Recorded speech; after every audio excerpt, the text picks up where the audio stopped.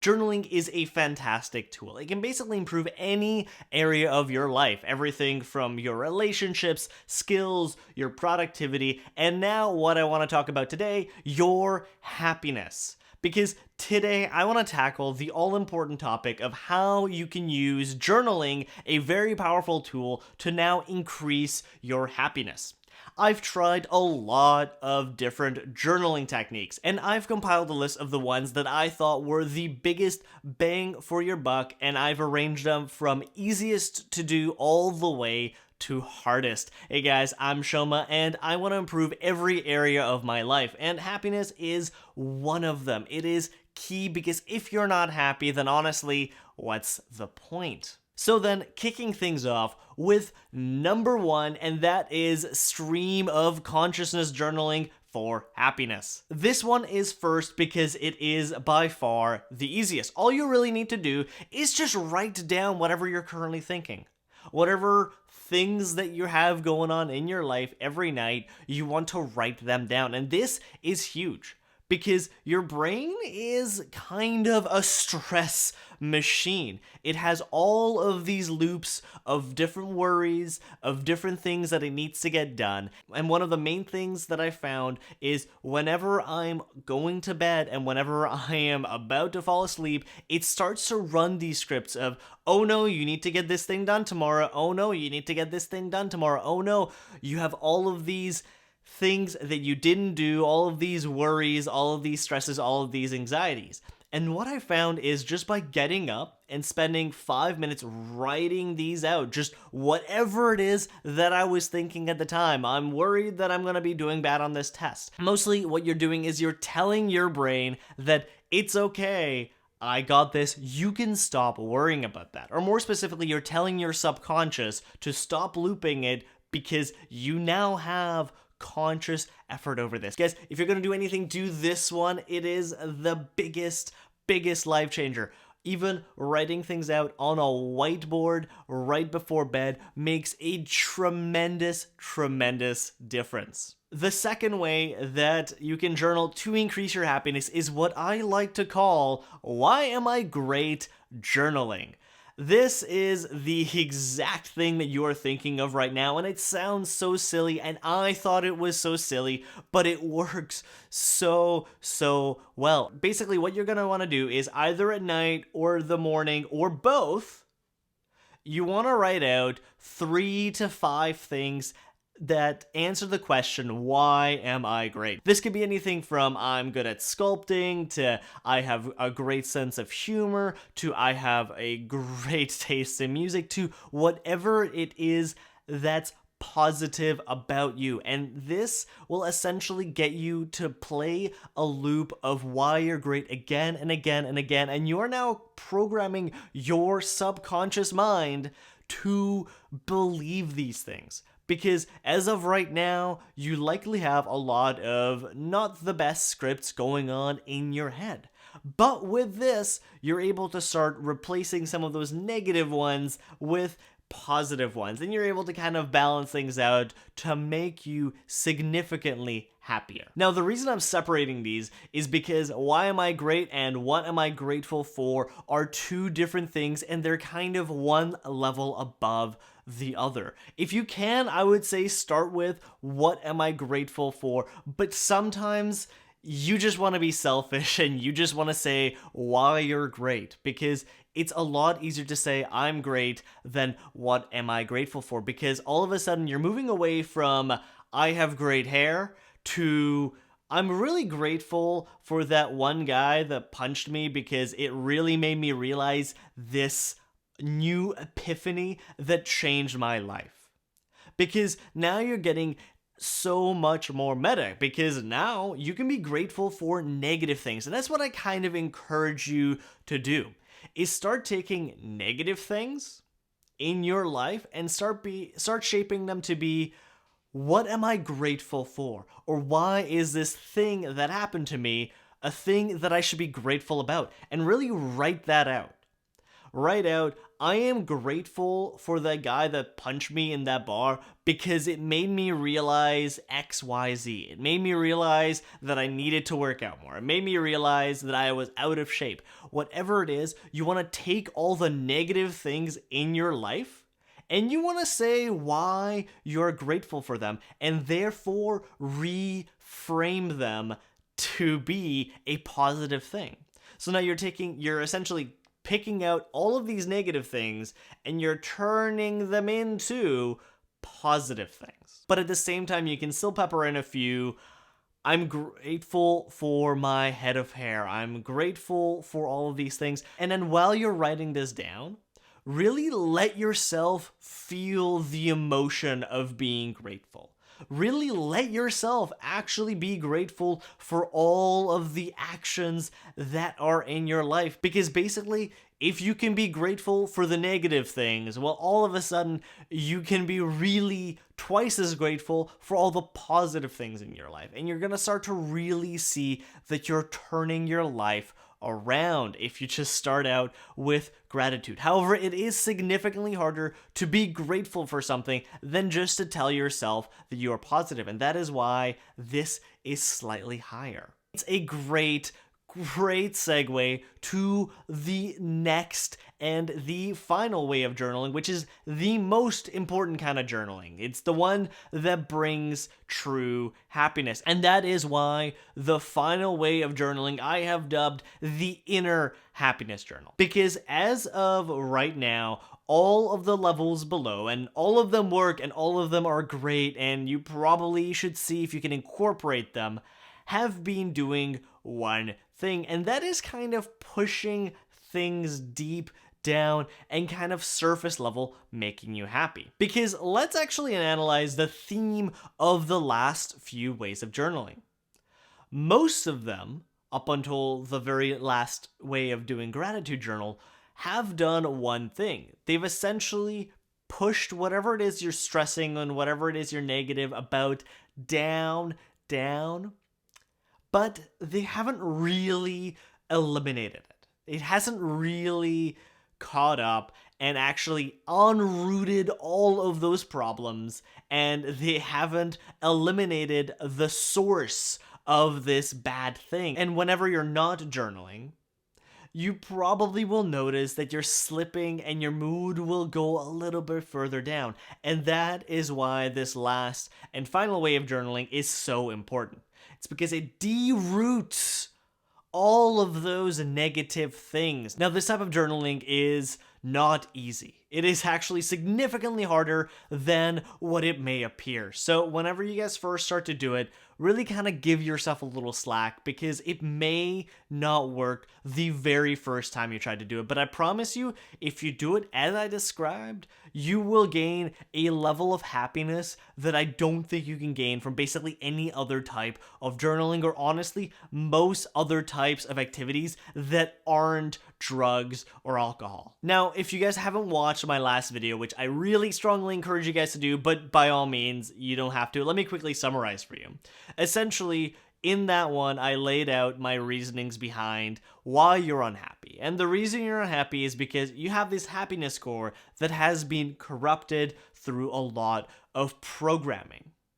And this programming happened from childhood onwards. Basically, most of it happened through ages 1 through 7, as people started telling you no, or started giving you too much attention or too little attention. And that kind of spiraled out into who you are today. And there's a lot of these little, what I imagine as little barbs inside you that are pulling you in every which way except the way that you really want to be pulled. And those are the reason that when you close your eyes at night, sometimes you can feel them in your mind, and it's an unpleasant, almost unclean feeling. Now, I'm not blaming your parents, I'm not blaming society, because ultimately we're all trying our best, but as a society, we do tend to attach a lot of these hooks in there, mostly because we don't talk about them. And so this type of journaling is really meant to unlock those hooks, unlock all those little doubts, fears and negative feelings that society has inevitably programmed into you. And it's basically programmed into all of us, because if you're on YouTube watching this video, very likely you have a couple of these hooks inside you. So how do we get rid of these hooks so that we can unlock true and lasting happiness? And that is by essentially doing a stream of consciousness journaling. Notice how there's a little bit of a loop here. You started with stream of consciousness and you're ending with stream of consciousness. Except this time, I'm going to give you a few primers for you to answer. And now the way I want you to answer these is very simple. You're going to get the primer, and then you're going to kind of feel inside you and let the thoughts emerge. You're just going to sit there in front of your page and just kind of sit back and let it simmer for a little bit. Let your mind work on it. And then when you're feeling like you're kind of on the right path and there is sort of the beginnings of an answer, I really want you to grab it and I immediately want you to write it down. Because if you don't, your mind is really good at mental gymnastics and it will make it go away really, really quickly. That's why, again, what you need to do is you just need to have the prompt in front of you, and then you need to answer that prompt as quickly and honestly as possible, because your brain will know the answer. It's just, it does not want you to actually think about that answer because it's, generally speaking, something relatively painful. What I'm asking you to do is I'm asking you to face your demons. I'm asking you to face your inner child that wasn't hugged enough. And I'm asking you to essentially give it that hug by writing everything down. Now, let me give you a few prompts, and then I'll go over a few of the ways that you can potentially answer it, aka the way that I answer these questions. So the first one, and my favorite one, is what am I afraid of? Or what are you afraid of? This is a big one because we are so much more driven by fear than we could ever realize. Most of our actions, in fact, are very likely due to one fear or another. Fear of death, fear of failure, fear of missing out, fear of what have you. And this is huge. I am afraid of so much. But by kind of writing it down and letting it crystallize and not letting it slip away, I'm allowing my subconscious mind to kind of work through a lot of that. So this is big because I can ask, and then you can quickly get a little answer of, I'm afraid of all of my friends leaving me. And all of a sudden you're like, oh my God, what? Like that? I'm not actually afraid of that, but you write it down anyways, because that's the first answer that came out, and that's the exercise. And then all of a sudden you're asking, well, is this true? And then you get to thinking, and again, you grab the first answer that comes out of your mind, and you're like, oh, it is true. I am afraid of all my friends leaving me. And then you're asking, well, why is that? Why am I so afraid of all my friends leaving me? And then, the first answer that comes out is, I'm afraid to be left alone. Well, why are you afraid to be left alone? Well, I'm not good enough on my own. I need people to be relied on. Well, why do you need people to be relied on? Do you kind of get it? Do you kind of see where this is going? Basically, every single layer, you want to ask why. You essentially want to regurgitate the question back into yourself. So you're asking, what am I afraid of? You're giving an answer. And then you're asking, why is that the answer? And you're giving that an answer. And then you're asking, why is that the answer? And you're giving another one, another one, another one. You're essentially layering down into layers and layers and layers of truth. You're digging down and you're letting all the facade fade away. You're letting just the true things remain. And by doing this, you're purging a lot of that. Because when you can ultimately accept that, like, I am legitimately just afraid to be left alone because I don't think I'm worth it, well, then all of a sudden you can now treat this feeling of unworthiness, this feeling of, say, a fear of that you're not going to be successful. You can address that. And you can address that in a way that is healthy, in a way that you're not running away from your problems, that you're facing them head on, right? Isn't this a lot of fun? I do have to say that if you've made it this far, congratulations, because odds are most of you have clicked away by now. Most of you have clicked away by now because this is hard to do and you really don't want to do it. You really don't want to ask the question, what am I afraid of? Because why? Because you're afraid to find out the answer. You're afraid to move forward because you've been essentially programmed to be afraid of that answer. So I challenge you, if you've made it this far, at least do yourself the courtesy to ask yourself that one question. Because that one question alone will cover so much. And ironically enough, it's just the first of a few questions, and it is possibly the easiest one to answer. The next few questions are, who am I? No, really, who am I? I am Soma, but what am I? Okay, well, I'm this height, I'm this weight, I'm a boy, I like this, I don't like this, I am this, I am not this, these are my preferences, I really don't want to do this, this is what I'm doing with my life, this is what I'm not doing with my life. Writing all of that down, and then really figuring it out, like, do I actually dislike this? Do I actually want to do this? Why do I want to do this? Why do I not want to do this? Am I just afraid to do this? Has society just programmed me to automatically seek this out? What is the underlying truth of it? Another fun one is, what am I hiding from myself? What do I not want to answer right now? What question do I not want to ask myself because I'm afraid of the answer? No, really, what is bothering you right at this moment? Write it down and continue on in a stream of consciousness way. Now, this last one is not one that I'm expecting anyone to ask because you really have to be a masochist to ask yourself this question. And that is, why do I hate myself? Why do I hate myself? Now, immediately you're going, I don't hate myself, I don't hate myself, I don't hate myself. Well, fine, justify it. Why do I not hate myself? Oh, because I'm great, because I'm this, because I'm this, because I'm this. But if you're finding it that you're really pushing away from this question, maybe ask yourself that. Why do I hate myself? Do I not think I'm good enough? Do I not think I'm worthy?